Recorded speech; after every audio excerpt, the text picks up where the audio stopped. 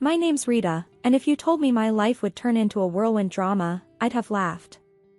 I'm 35, a journalist, and not the kind who sits around. I'm always on the go, chasing stories, making headlines. I've got a daughter, Emily, she's the light of my life. 8 years old and already the boss of our small apartment in the city. Life was ticking along until 2 years ago. I was covering a story on the city's new recycling initiative. Sounds boring, right? But then I met David. He was the mayor's right-hand man, and let me tell you, he had this air about him. Smart, quick on his feet, and knew how to hold a conversation. 12 years my senior, but who's counting? We hit it off right away. It started with casual chats after the interview sessions. You're doing great work, he'd say. This city needs more journalists like you. Flattery? Maybe, but it worked. David and I, we didn't waste time. Got married a year after meeting. He's got a daughter too, Sarah. She's 20, off at college in another city. Can't say we're close. She's got this cold vibe, especially towards Emily. I remember the first time they met. Hi Sarah, this is Emily, I'd said, trying to sound upbeat. Sarah had looked at her, not mean, but not warm either. Hi, she'd muttered, then turned away, lost in her phone. Emily tugged at my shirt. Mom, does she not like me? I brushed her hair back. Don't worry about it, honey. She's just different. David was a lifesaver, though. My job, it's crazy hours, you know? He started picking up Emily from school, making her lunch. He was good at it, and Emily seemed to like him. David's funny, Mom, she'd say. He makes the best sandwiches. Our apartment, it's cozy. 2 bedrooms, a small kitchen, and a living room that's seen better days.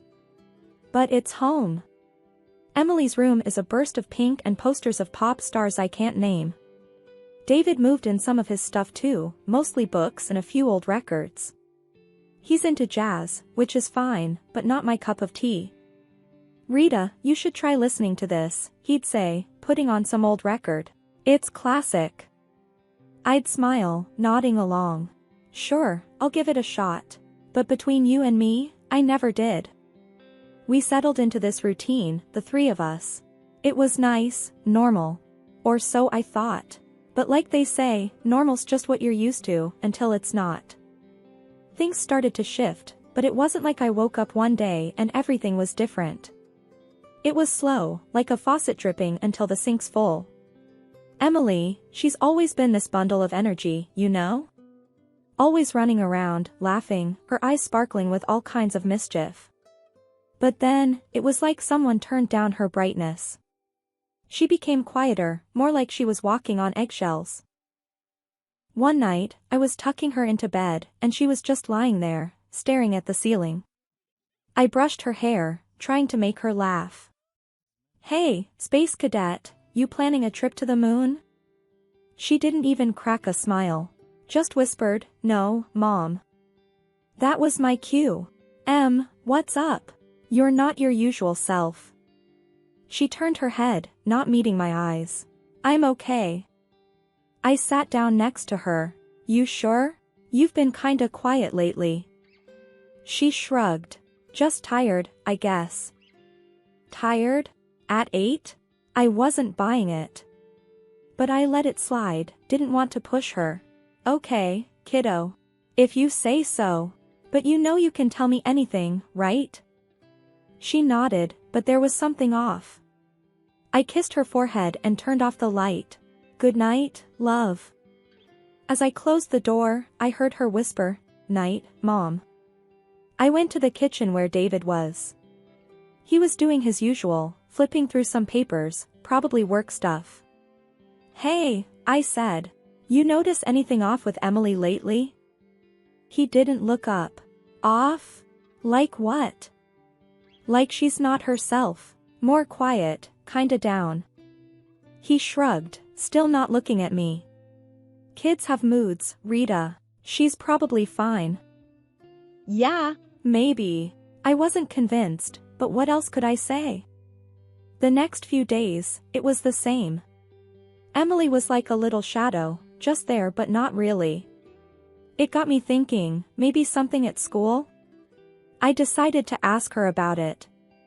I waited for a good time, right after dinner when we were clearing up.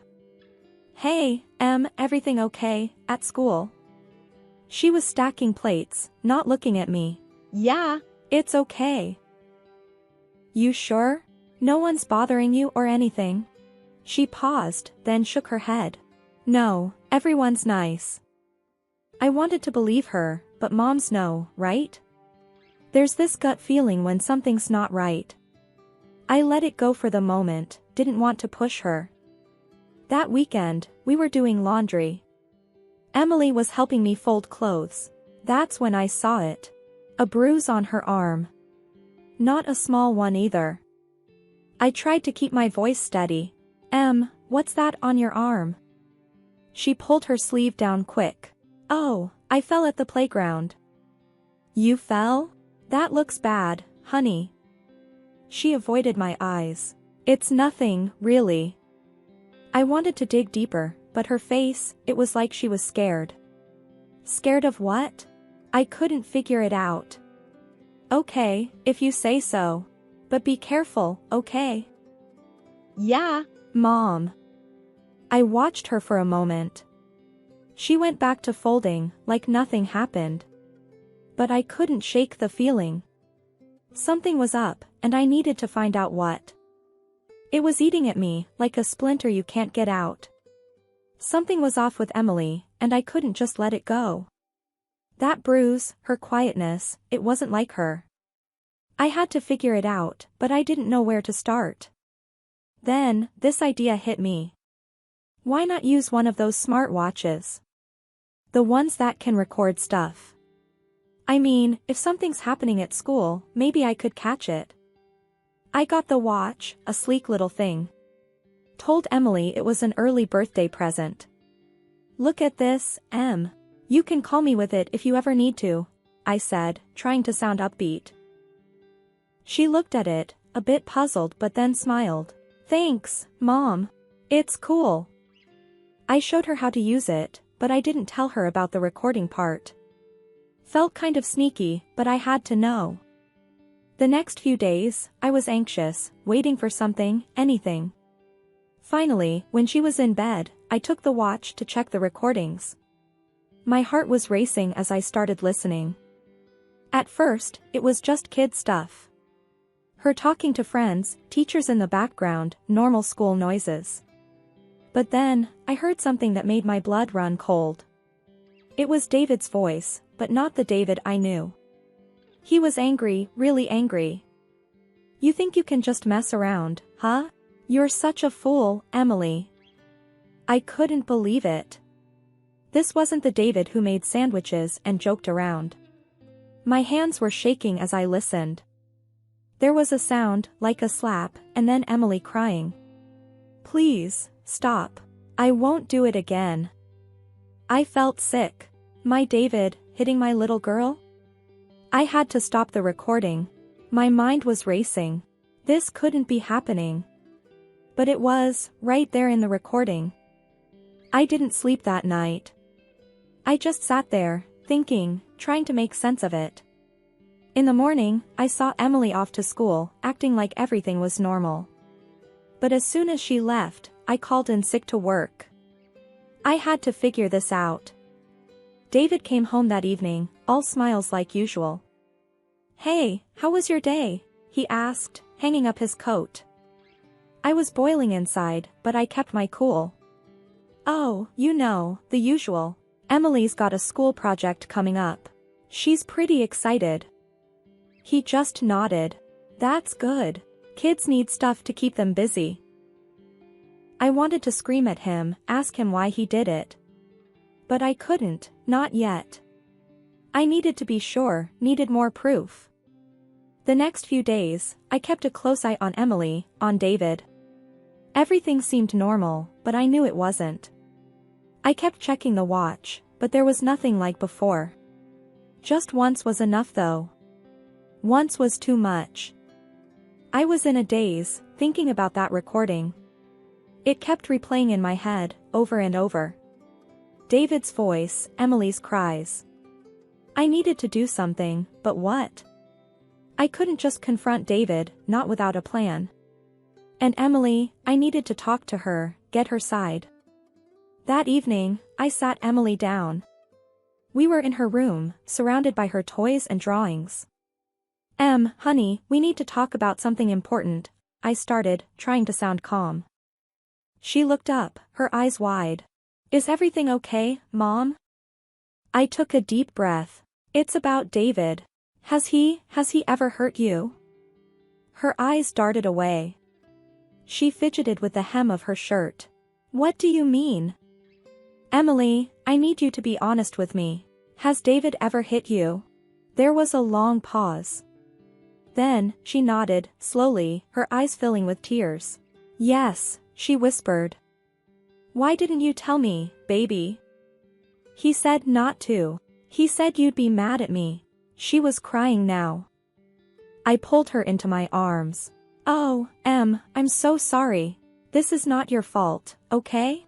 You did nothing wrong. We sat there for a while, just holding each other. My mind was racing. I had to protect her, get her away from David. The next day, I made a plan. I'd collect more evidence, something solid. Then, I'd go to the police. But first, I needed to keep Emily safe. I called my mom. Mom, I need a favor. Can Emily stay with you for a few days? I've got a big project at work. Of course, dear. Is everything all right? Yeah, just busy. Thanks, Mom. That was one problem solved. But now, the hard part. Gathering evidence against David. I didn't know how to do it, but I had to try. I started by talking to Sarah, David's daughter. Maybe she knew something, could help somehow. I called her, my heart pounding. Sarah, it's Rita. We need to talk. It's about your dad. There was silence on the line. Then, what about him? I think he's been hurting Emily. I have a recording, but I need more. Did he ever hurt you? Another long silence.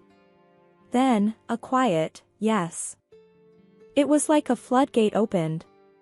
Sarah told me everything. How David had been abusive to her, how she was scared of him. I couldn't believe I hadn't seen it before.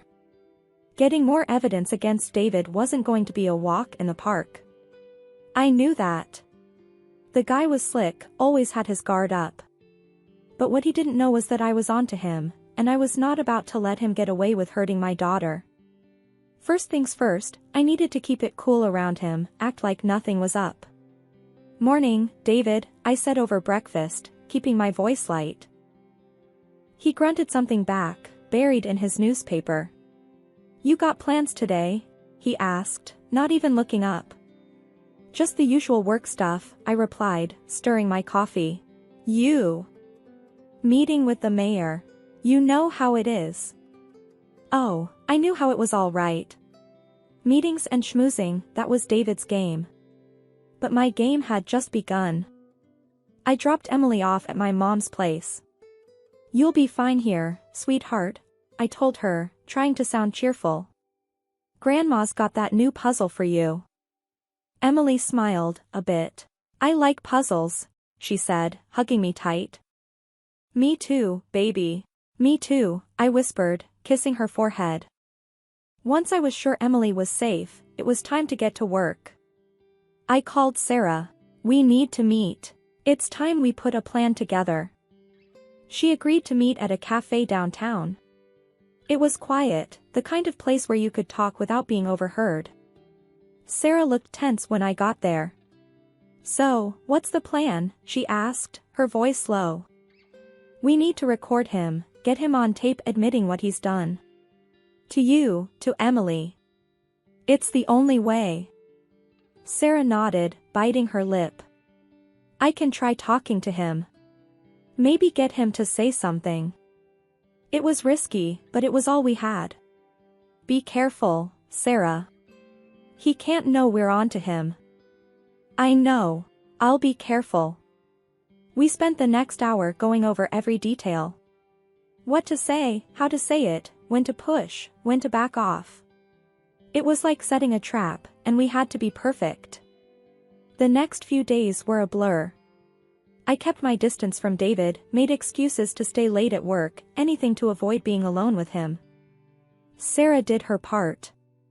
She called David, made up some story about needing to talk. Dad, I've been thinking about when I was a kid, she said on the phone. I could hear her voice, tense but steady. There are things we never really talked about. David took the bait. We can talk, sure. Come over for dinner. That was it. Sarah was going in, wired to record everything. My heart was in my throat the whole evening, waiting for her call. It came late that night. I got it, Rita. I got him to talk. I felt a mix of relief and dread.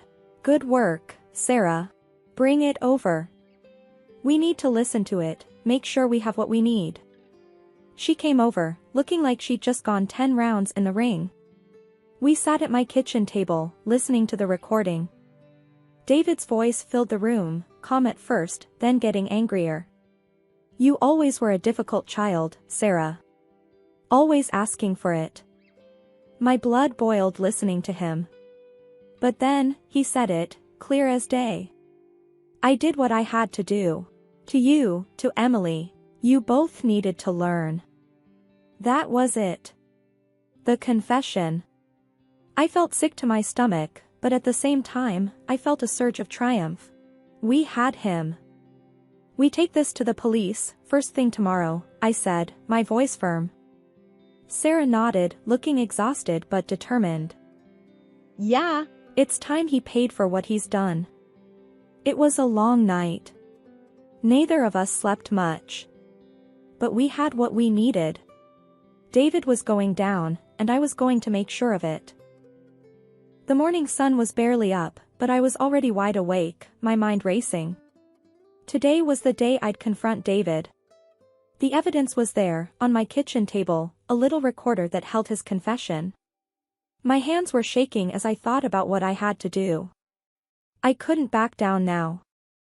I heard David getting ready, the usual clatter in the bathroom, the sound of his shoes on the hardwood floor. I braced myself as he came into the kitchen. Morning, Rita, he said, grabbing his coffee. He sounded so normal, like it was just another day. I took a deep breath. We need to talk, David. He raised an eyebrow, a slight smirk on his face. About what? About what you've done. To Emily. To Sarah. His face changed then, the smirk disappearing. What are you talking about? I felt a surge of anger. I know everything, David. It's over. I know you hurt Emily. I know you hurt your own daughter. He laughed, a cold, harsh sound. You think that will hold up? You think anyone will believe you over me? I stood up, my hands clenched into fists. They will when they hear this. I hit play on the recorder, and his voice filled the room, admitting what he'd done. David's face went pale. He reached for the recorder, but I snatched it away. No, you don't get to hide from this. Not anymore. He stood up, his chair scraping against the floor. You're going to ruin everything. My career, my life. You did that yourself when you hurt those girls. It's over, David. He looked desperate, cornered. You can't prove anything. It's your word against mine. I shook my head, a bitter laugh escaping my lips. No, it's your word against yours. You confessed, David. It's all here. He was silent then, just staring at me, his face a mask of defeat. I'm going to the police, I said, my voice steady. And I'm taking this with me. You're going to pay for what you've done. He didn't say anything as I walked past him, out of the kitchen. I didn't look back. I didn't need to. I had everything I needed. Walking into the police station, my heart was hammering in my chest like a drum. I never thought I'd be in a situation like this, but here I was, about to turn in the man I once thought I loved. The officer at the desk looked up as I approached. "Can I help you, ma'am?" I took a deep breath. "Yes, I need to report a case of domestic abuse. I have evidence." My voice was shaking, but I held the recorder tightly in my hand like a lifeline. He looked at me, his expression turning serious. "All right, let's go to an interview room and you can tell me everything." The next hours were a blur of questions and statements. I played them the recording, watched their faces change as David's voice filled the room. It felt surreal, like I was watching someone else's life fall apart. When I finally left the police station, I felt empty and exhausted, but there was a sense of relief too. The truth was out, and there was no turning back. I called Sarah. "It's done." I gave them the recording. There was a pause, then Sarah's voice, firm but emotional. "Thank you, Rita, for everything. We're in this together," I said, trying to sound more confident than I felt. The next few weeks were a whirlwind. David was arrested, and the story hit the news. Headlines screamed about the mayor's assistant and the shocking allegations against him. My world was upside down, but I knew I'd done the right thing. The legal battle was tough. David had a good lawyer, the kind that knows how to twist words and play on technicalities. But we had the truth on our side. Sarah testified, her voice breaking as she told the court about her father's abuse. I could see the jury's faces, the horror and sympathy as they listened to her story. Then it was my turn. "Ms. Stevens, can you tell the court about the recording you made?" the prosecutor asked. I nodded, taking a deep breath. "I recorded Mr. Johnson admitting to abusing my daughter and his own daughter. I wanted to protect my child and expose the truth." David's lawyer tried to shake me, questioning my motives, suggesting I was out for revenge. But I stood my ground. This isn't about revenge. It's about protecting my daughter and getting justice for what he did. The trial seemed to drag on forever, but finally, the day of the verdict came. I sat in the courtroom, my hands clenched in my lap, waiting for the jury to return. "We find the defendant, David Johnson, guilty of child abuse," the foreman said, and it was like a weight lifted off my shoulders. David was sentenced to prison and colossal monetary compensation.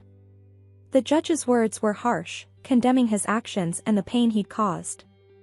As he was led away, I felt a mix of emotions. Relief, sadness, anger. But above all, I felt a sense of closure. The aftermath was hard. I had to rebuild my life, help Emily heal from the trauma she'd experienced. But we were free from David's shadow, and that was what mattered. I focused on my work, on being there for Emily. We started therapy, both of us, to work through everything that had happened. It wasn't easy, but we were getting there, day by day. We moved into a new house. It was smaller than the old one, but it was ours, and it was a fresh start. The first day we moved in, Emily ran around the house, exploring every nook and cranny. "I get to pick my room?" she asked, her eyes wide with excitement. "Of course, kiddo. Whichever one you want," I replied, watching her dash from room to room.